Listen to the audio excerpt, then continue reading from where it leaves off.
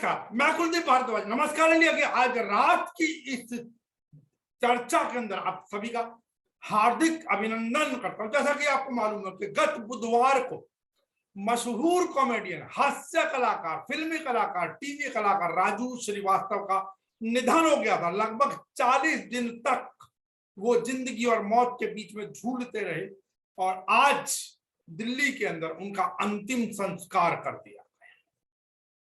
उनकी जो अंतिम यात्रा थी वो दिल्ली में उनके भाई का जो निवास था दशरथपुरी क्षेत्र में, द्वारका के पास में, वहां से उनकी अंतिम यात्रा शुरू की गई और अंत में वो पंचतत्व में विलीन हो गए राजू। वहां पर उनकी पत्नी, उनकी पुत्री आदि सभी लोग वहां पर थे।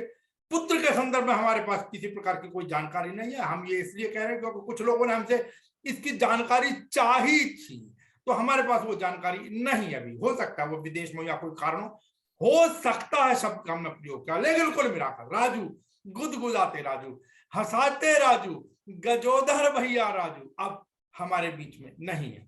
लेकिन नहीं है तो केवल और केवल उनका पंच तत्व का शरीर हमारे बीच में है। उनकी यादें हम सबकी सांसों के अंदर हैं। गौर कीजिएगा, वो सदैव जीवित रहेंगे।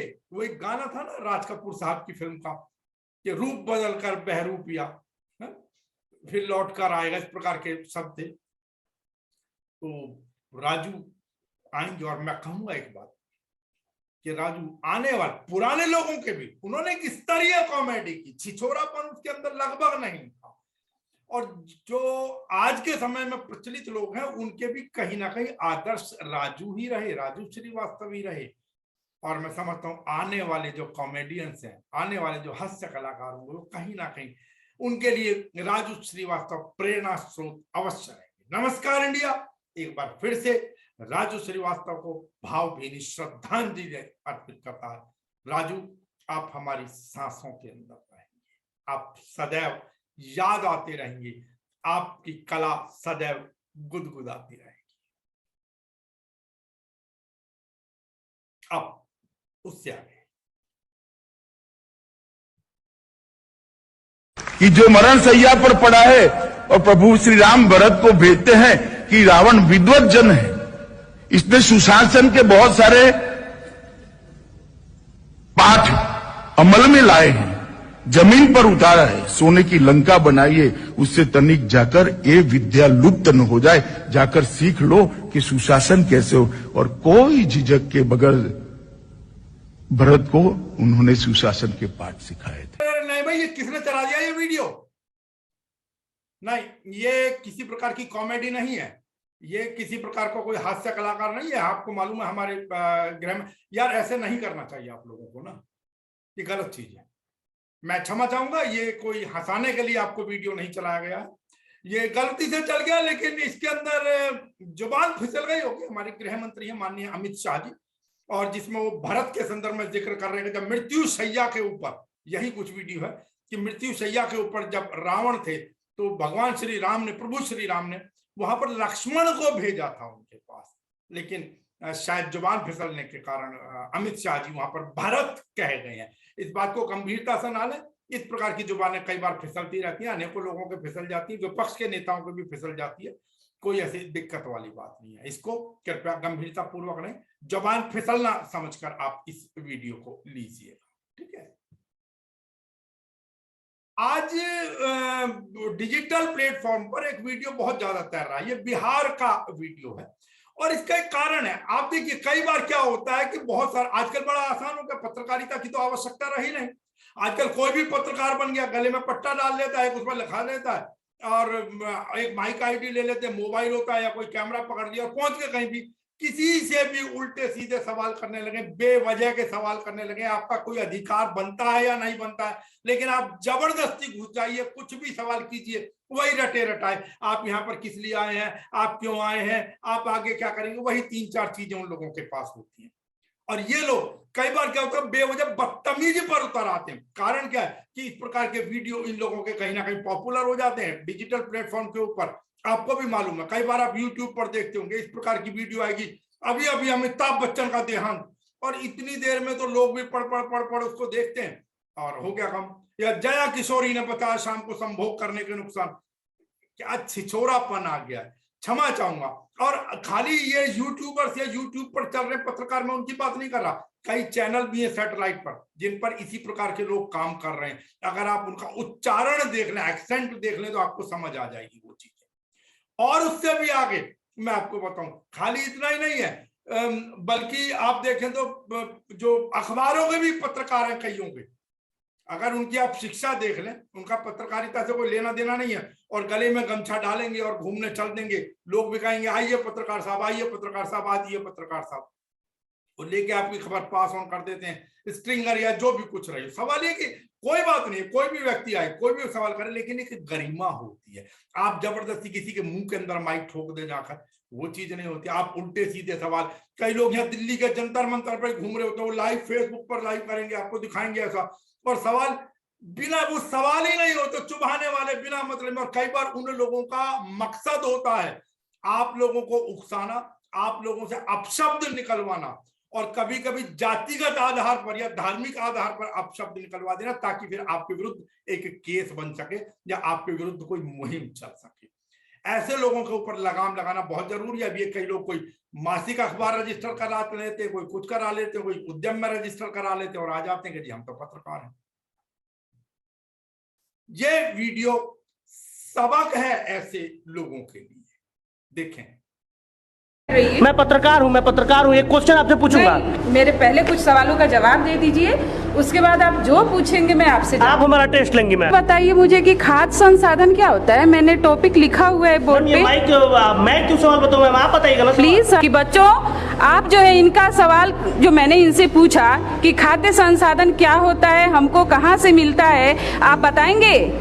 कौन बताएगा? ठीक है, आप लोग समय समय पे आते हैं, लेकिन कहने का मतलब है कि हम टीचर हैं, अपनी जिम्मेदारी बखूबी जानते हैं, लेकिन इस तरीके से जो है समय समय पर कभी भी अननेसेसरी आकर के जो है ना आप लोग डिस्टर्ब करते हैं, ये अच्छा नहीं लगता है सर। प्लीज। बिहार के शिक्षा मंत्री का सचिव कौन है? कौन होते हैं मेरे मुझसे सवाल करने वाले? और आप किसके आदेश से आए हैं और मुझसे टेस्ट लेंगे? मैं भी आपसे टेस्ट लूंगी। आप हमसे टेस्ट? हाँ जी सर। आप क्या टेस्ट लेंगी आप हमसे? मैं यही कि आपने पत्रकारिता की डिग्री कहाँ से प्राप्त की है? टीचर जो हम क्वालिफाई होके यहाँ पे आए हैं, हम पढ़ा रहे हैं यहाँ पे, तो हमको सरकार ने रखा है, सरकार ने सवाल जवाब करेगी। क्या आप करेगा? नहीं, आपको अगर करना है तो जाके सरकार से पूछे कि सरकार कैसे टीचर रखे हैं, कैसे बहाल करे हैं, कैसे हम लोग से मतलब कोई सवाल पूछ रहे हैं, ये सरकार से पूछना आपका हक बनता है, मेरे से नहीं। हम जो पढ़ा रहे हैं, हम क्वालिफाई होके, टीटी क्वालिफाई होके आए हैं, तभी हम पढ़ा रहे हैं। हम योग्य थे तभी हमें रखा गया है। भारत के रेल मंत्री का नाम बताइए। मैं एक वीडियो आपको दिखा रहा हूं, ये डिजिटल प्लेटफॉर्म से ही मैंने लिया है। ये बदायूं के एक हुक्का बार का वीडियो है, और हम जानबूझकर इसमें किसी का चेहरा ब्लर नहीं कर रहे हैं, धुंधला नहीं कर रहे हैं, क्योंकि ये आवश्यक है इस प्रकार की चीजें। यद्यपि यहां पर आरोप ये लगाया जा रहा है कि इस हुक्का बार का, और मैं समझता हूं ये अवैध हुक्का बार ही होगा, क्योंकि इसका लाइसेंस नहीं होगा, मैं बिल्कुल पूर्ण विश्वास है मुझे, लेकिन फिर भी इसका जो एक मालिक पर आरोप लगाया जा रहा है, और वो धार्मिक आधार पर लगाया जा रहा है कि ये एक दूसरे धर्म की लड़कियों के मोबाइल नंबर एंट्री रजिस्टर से लेता है। क्योंकि जब वो आती हैं लड़कियां लड़के, तो एंट्री करते हैं, उसमें मोबाइल नंबर डालते हैं, और उसमें एंट्री रजिस्टर से वो नंबर अपने धर्म के लोगों को दे देता है, और फिर वो लोग ब्लैकमेल। अब प्रश्न ये उठता है, पहली बात, ब्लैकमेल करते हैं, बिल्कुल गलत है, बिल्कुल नहीं होना चाहिए। ऐसे लोगों के विरुद्ध कानूनी सख्त से सख्त कार्रवाई होनी चाहिए, और केवल दिखाने के लिए नहीं। अब आपको भी पता, जब इनके लाइसेंस नहीं होते इनमें से इन लोग इस प्रकार के, तो ये कैसे चल रहे हैं ये लोग, अब ये जाने, शासन जाने, प्रशासन जाने, आप सब भी भली बात ही जानते कि बिना मिली भगत के ये काम नहीं होते।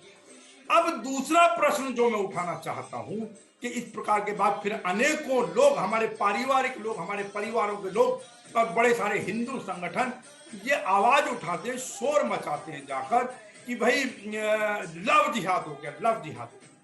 सबसे पहले मुझे ये बताएं कि क्या इस प्रकार की जगहों पर जाने से हमें अपने बच्चों को नहीं रोकना चाहिए?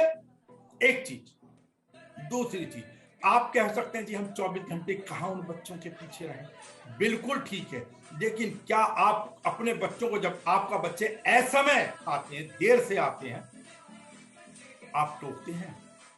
क्या आपने कभी अपने बच्चे का, अपने बेटे का और बेटी का भी, क्या आपने कभी मुंह सूंघने की कोशिश की कि वो कहीं नशा करके तो नहीं आया, कहीं सुट्टा मार कर तो नहीं आ रहा है? आप लोग नहीं करते। और बहुत से लोग कहेंगे कि भाई हम कुछ भी करें, हमें आजादी है। नहीं भाई, आजादी की एक सीमा होती है। आजादी है, बिल्कुल है, लेकिन हर चीज की एक सीमा होती है, एक लक्ष्मण रेखा सब चीज की होनी चाहिए। अभिव्यक्ति की आजादी हो या आपका जीवन जीने की आजादी हो, अगर उस पर एक सीमा के बाद अंकुश नहीं लगेगा, अगर उसकी कोई सीमा तय नहीं होगी, तो फिर इस प्रकार के बाकियों के शोर हम लोगों को नहीं मचाने चाहिए। अब आप खुद देख रहे हैं इसमें, ये जो लड़की है किस प्रकार इस हुक्का बार के अंदर जाकर और किस अंदाज में, नेचुरली ये पकी हुई है, मतलब रेगुलर कस्टमर होंगी यहाँ की, तभी इस प्रकार के से नाक से धुआं और आदि आदि निकालने वाली बात होती है। मेरा निवेदन है, कृपया करके इन बच्चों से भी, इनके अभिभावकों से भी कृपया करके इस प्रकार की हरकतों पर प्रतिबंध लगाएं, समय रहते प्रतिबंध लगाएं, वरना तो फिर कहते हैं ना कि देर ना हो जाए, कहीं देर ना हो जाए। अब आपको मालूम है कि पीछे जब ये क्रिकेट मैच हुआ उसके बाद से ब्रिटेन के अंदर थोड़ी सी तनातनी है भारत पाकिस्तान वालों के बीच में, विशेष रूप से। अब उसको अनेकों लोग हिंदू मुस्लिम का नाम दे देते हैं, कोई कुछ भी नाम दे देते हैं। लिस्टर के में हिंसा हुई और लिस्टर के बाद अब स्मेथविक के भी हालात ठीक नहीं है। हम जो आपको वीडियो दिखा रहे हैं वो स्मेथविक का दिखा रहे हैं, ब्रिटेन के स्मेथविक का, जहां पर दुर्गा मंदिर के बाहर भीड़ जो है वो विरोध प्रदर्शन कर रही है और अल्लाहू अकबर के नारे लगा रहे हैं। अब सवाल ये कि हम नमस्कार इंडिया की ओर से, जब पीछे राम जुलूस निकला था या जो भी आकर, और दिल्ली या अनेकों जगहों पर जब मस्जिद के बाहर जिस प्रकार के नारे लगे थे, राम कहने में या जय श्री राम कहने में कोई गुरेज नहीं है, लेकिन किसी जगह पर किसी को उकसाने के लिए जबरदस्ती किसी के कान में जा जाके आप जय श्री राम कहेंगे तो वो गलत है। और नमस्कार इंडिया ने अगर उसका विरोध किया था, तो ये जो लिस्टर के अंदर, ये जो स्मेथविक के दुर्गा मंदिर के बाहर किया जा रहा है, नमस्कार इंडिया इसका भी घोर निंदा करता है। लेकिन साथ साथ हम कहेंगे सब मुस्लिम धर्मगुरुओं से भी हम अपील करना चाहिए, निवेदन करना चाहिए, मुस्लिम संस्थाओं से भी हम निवेदन करना चाहेंगे, बेशक ये काम विदेश में हो रहा है, लेकिन इसकी आप लोगों को सामने आके, आगे आके घोर निंदा करनी चाहिए, विरोध करना चाहिए आप लोगों को इसका। ये हम जरूर चाहेंगे, क्योंकि जो चीज गलत है, जो वो गलत है, जो उकसावे वाली बात हो उकसावे वाली बात है। शेष क्योंकि समय रहते चेत जाए तो अच्छा है, शेष आपकी इच्छा के ऊपर है। अब जैसा कि आपको मालूम है कि आज दिल्ली में झमाझम वर्षा हो रही है, कल भी कुछ हुई थी, लेकिन आज सुबह से बारिश नहीं रुकी है। वैसे कहा जाता है कि सावन वाली झड़ अब लगी है, हालांकि सावन चला गया, भादवा चला गया जिसको भाद्रपद कहते हैं, और अब अश्विन मास के अंदर जो झड़ लगी है जिस प्रकार, और येलो अलर्ट जारी किया गया नोएडा और गाजियाबाद के सभी स्कूल, 8वीं तक के शायद जो हमारे पास जानकारी आ रही है, सभी विद्यालयों को बंद रखने का, किसी भी बोर्ड से संबंधित हो उनके निर्देश दिए गए हैं कि भाई इन विद्यालयों को बंद रखा जाए। और उससे भी दूसरी बात यह कि गुरुग्राम के सभी निजी कंपनियों से, जो आपदा प्रबंधन समिति है, उन्होंने प्राधिकरण है, उसने कहा है कि जो कॉर्पोरेट कल्चर के लोग हैं, जो प्राइवेट सेक्टर्स में काम करते हैं, वो लोग घर से ही काम करें तो ज्यादा बेहतर रहेगा, उनसे अपील की गई है। हालांकि उत्तर प्रदेश के अंदर पिछले 24 घंटे के अंदर 16 से अधिक लोगों की मौत की खबर आ रही है इस बारिश के कारण, 20 से ज्यादा घायल बताए जा रहे हैं, 11 से अधिक लोग केवल इटावा जिले के अंदर मारे गए। तो मेरा निवेदन, क्योंकि येलो अलर्ट जारी किया गया, इसलिए कृपया करके सावधानी पूर्वक अपने घरों से निकले, जहां तक संभव हो ना निकले, बहुत आवश्यक हो तो बहुत ज्यादा सावधानी से, और खासतौर से क्योंकि हम लोगों के यहाँ कहीं गड्ढे होते हैं, कहीं कुछ होता है, पता नहीं पड़ता उसका, कई बार कहीं करंट भी फैल रहा होता है, विशेष रूप से राज्य स्तर के ऊपर। तो मेरा निवेदन, कृपया सावधानी पूर्वक करें। बाकी शेष बदलता मौसम है, रखें अपने स्वास्थ्य का ध्यान। और बेशक अभी आप लोगों के चालान कम से कम दिल्ली में नहीं काटे जा रहे, लेकिन फिर भी मास्क लगाकर जरूर।